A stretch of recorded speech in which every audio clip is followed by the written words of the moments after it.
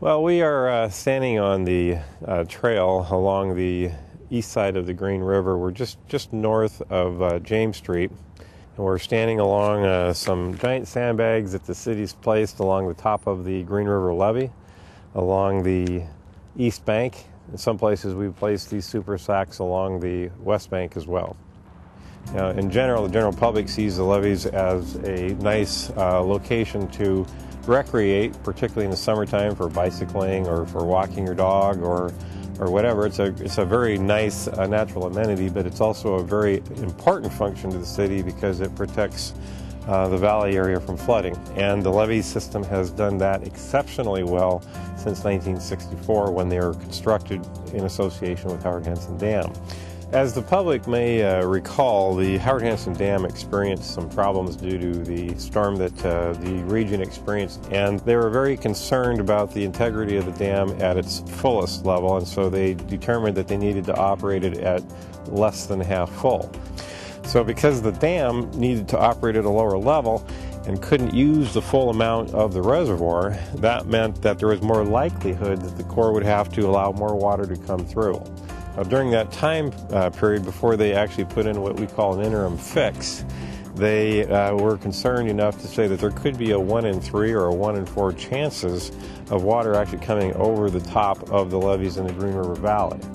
They were concerned enough about it that they advised the cities that we should be watching the levees and perhaps employ some temporary measures to make sure that we didn't have any issues in the valley.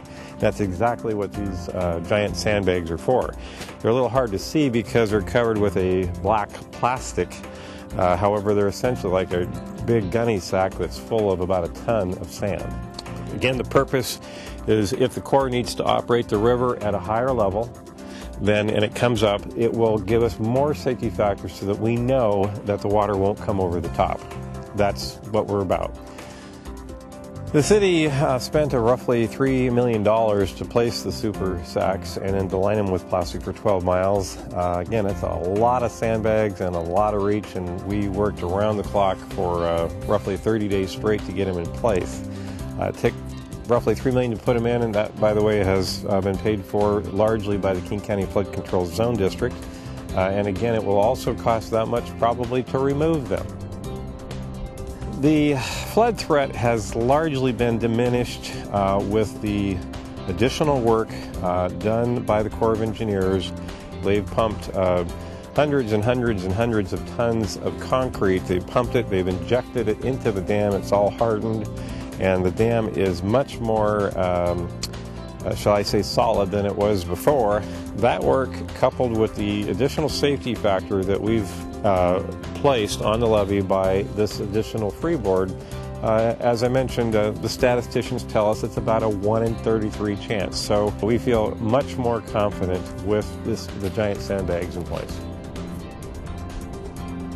The super sacks will need to stay in place until the Corps can assure us that we don't need to worry about it any further. The earliest possibility would probably be in the late spring, early summer, before we will know if we can remove the super sacks or not. It's possible that we may need to leave them in place for 2 to 3 years, depending on how long it takes the Corps to completely repair the dam. So from a practical point of view, that means that we cannot really allow two-way bike travel, so therefore we have to cut it off for bike travel, but we can continue to allow pedestrians to use the path. Normally we like to have about a 10-foot wide path for two-way bicycle traffic because bicyclists can get going pretty fast on this trail. It's nice and flat and long, and it's a very nice scenic ride, but unfortunately with the super sacks kind of in the way, we can't really allow that to occur. For the most of the 12 miles, we placed the super sacks right in the middle of the path so that we could get to the other side should we need to during a flood watch situation. So depending on how you sleep at night, I sleep a lot better with a 1 in 33 chance versus, say, a 1 in 3 chance. But again, we could have ice storms, we could have extreme cold, we could have windstorms, we could have power outages. It's impossible to say that nothing could happen, but I certainly sleep a lot better.